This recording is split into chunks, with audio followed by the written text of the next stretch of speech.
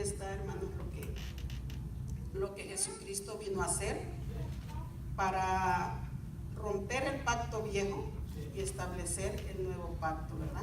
Ahora ya no tenemos necesidad de intermediarios. Dice que Él es el que aboga por nosotros delante del Padre. Ya no necesitamos de sacrificios porque Él lo dio una sola vez. Amén. Para siempre. Sí. Dice, consagrados para el sacerdocio.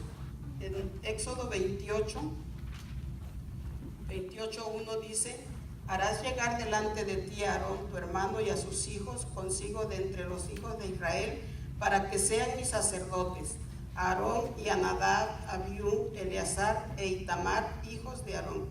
El Señor designó a Israel como un reino de sacerdotes. Eso lo vemos en Éxodo 19, verso 6.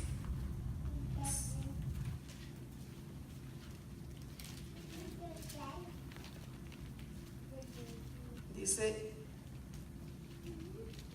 voy a leer desde el verso 5, dice, ahora pues, si diereis oído a mi voz y guardareis mi pacto, vosotros seréis mi especial tesoro sobre todos los pueblos, porque mía es toda la tierra. Y vosotros me seréis un reino de sacerdotes y gente santa. Estas son las palabras que dirás a los hijos de Israel. Aquí es Dios hablando a Moisés, dándole las instrucciones de lo que él tenía que decirle al pueblo. Pero la verdad me llena de gozo, hermano, ver cómo el Señor se refiere a su pueblo y dice, y me seréis un reino de sacerdotes y gente santa. Amén. ¿Qué es lo que pide el Señor de nosotros? Santidad. Dice su palabra que sin santidad nadie verá al Señor.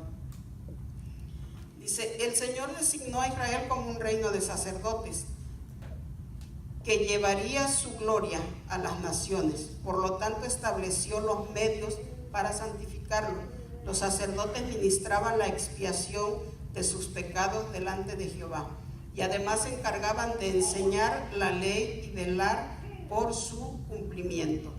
Dios se dirigió a Aarón explícitamente en el capítulo 10, del 8 al 11 de Levítico, diciéndole, y Jehová habló a Aarón diciendo, tú y tus hijos contigo no beberéis vino ni sidra cuando entréis en el tabernáculo de reunión, para que no muráis. Estatuto perpetuo será para vuestras generaciones, para poder discernir entre lo santo y lo profano, entre lo inmundo y lo limpio, y para enseñar a los hijos de Israel todos los estatutos que Jehová les ha dicho por medio de Moisés. Esto ocurrió después de que dos de los hijos de Aarón, Nadab y Abiú, fueron muertos, debido a que, ya sea por ignorancia o por presunción, ofrecieron un fuego extraño delante de Jehová. Sus muertes demostraron la seriedad del sacerdocio. Después de esto, el Señor encomienda a Aarón la enseñanza de las leyes dadas a través de Moisés. El pueblo tenía que entender la seriedad de su relación con el Dios Santo. Recordemos que también ya lo hemos visto en enseñanzas anteriores, cómo sus hijos de Aarón, dice que fueron a ofrecer cuando no se les había dado orden de que lo hicieran. Y al hacer esto, desobedecieron lo que Dios había mandado y cayeron muertos ahí. Entonces, dice que por eso el pueblo tenía que entender que esto era algo serio, no era un juego. No era de que ellos podían hacer lo que quisieran y a la hora que quisieran, sino que tenía que ser cuando el Señor lo demandara y cuando Él lo pedía. Los capítulos 8 y 9 de Levítico ofrecen una explicación más clara sobre la seriedad del sacerdocio, así como del proceso de ordenación de Aarón y sus 4 hijos.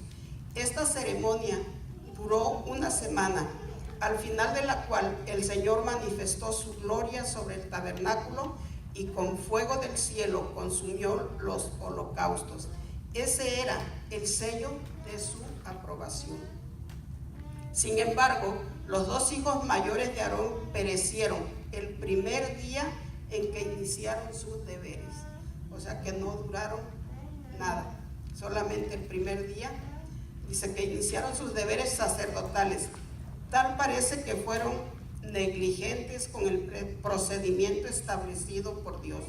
Eleazar e Itamar tuvieron que hacerse cargo del ministerio. Eleazar sustituyó a su padre Aarón. Esto lo vemos en Números 20, del 22 al 29. Y los descendientes de Itamar continuaron con el sacerdocio hasta después de la cautividad babilónica. Esto lo podemos corroborar en Esdras 8, del 1 al 2.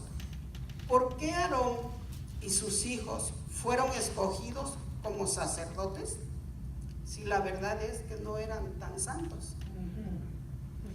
Y la respuesta nos la da el Señor en Juan 15:16. Dice el Señor Jesucristo: no me elegisteis vosotros a mí, sino que yo os elegí a vosotros. Dice, siendo el Dios soberano que es, puede hacer lo que Él quiera, puede elegir a quien Él quiera. O sea que nadie le va a decir lo que tiene que hacer ni cómo, ¿verdad?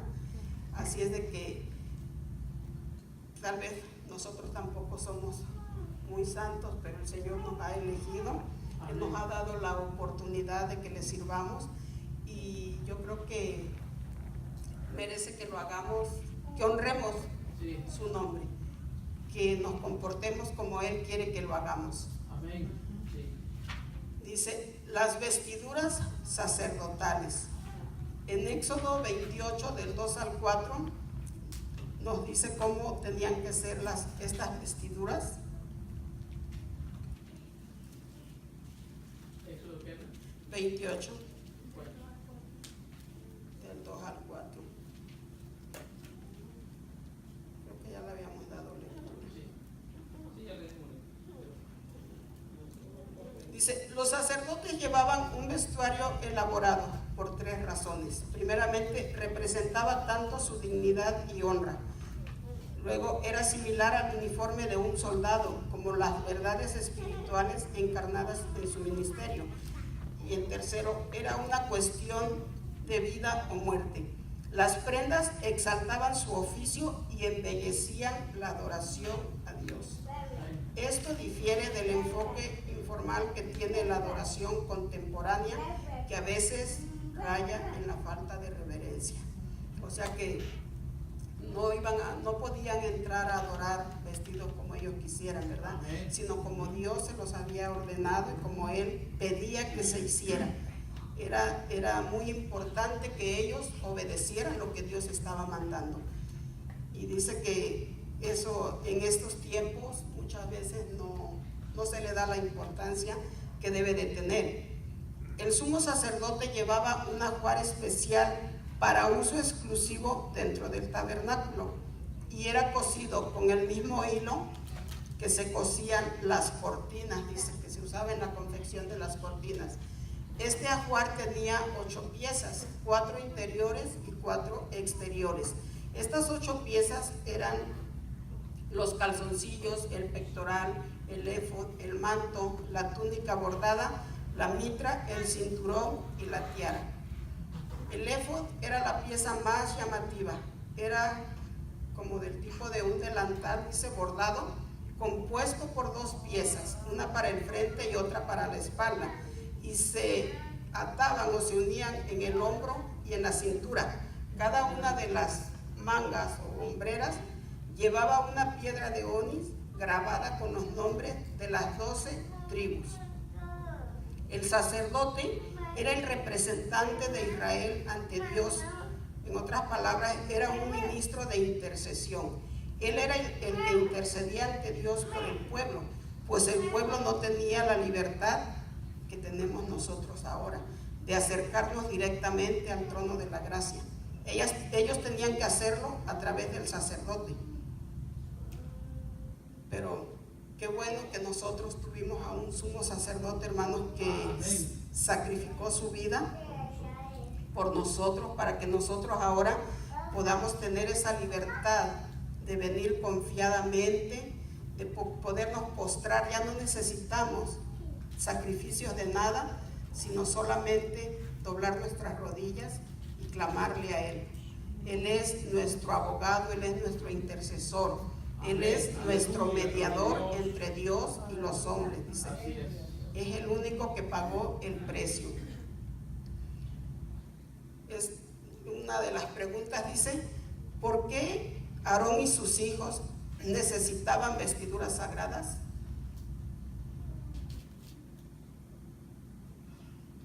Porque iban a ministrar en el altar de Dios. Lo vimos en el verso 2. Dice, porque eso significaba honra y hermosura Amén. para ellos y para Dios. Tienen ¿Cómo que estar vestidos apropiadamente. adecuadamente para poder ministrar? Así es. ¿Y cómo capacitó Dios a los artesanos, a los que hicieron todas las vestimentas? Les dio sabiduría para poder hacerlo. Los llenó de espíritu de sabiduría, dice la palabra del Señor.